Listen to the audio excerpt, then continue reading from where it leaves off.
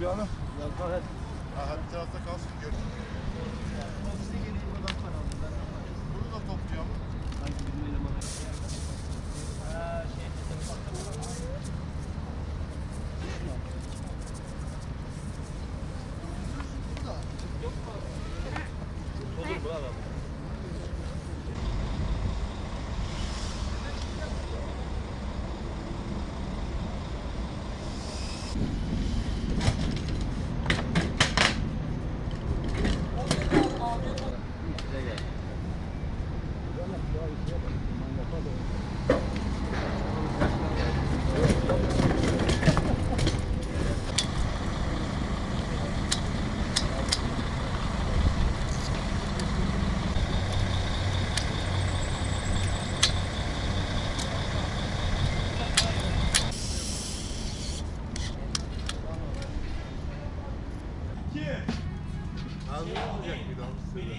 Bakırız zaten abi.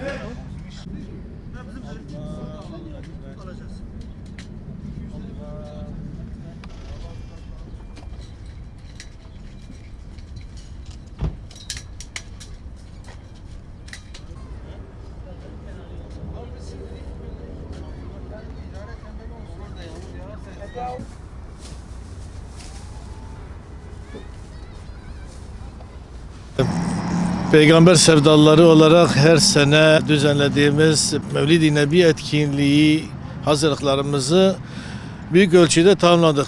Gördüğünüz gibi şu anda platform kurulum aşamaları da devam ediyor. Bu anlamda sahada çeşitli davetlerde bulunduk. Reklam çalışmalarımız oldu, birebir davet çalışmalarımız oldu. Sivil toplum kuruluşlarına, akademisyenlere, kanaat önderlerine ve toplumda halktan birçok kesime ulaştık. Yeni Kapı Miting alanında inşallah yarın büyük bir coşkuyla bu Mevlid etkinliğimizi idrak edeceğiz. Yine yanı sıra burada malumunuz Gazze'de büyük bir soykırım var. Bu soykırımı da dikkat çekmek amaçlı mitingimizde buna yer vereceğiz.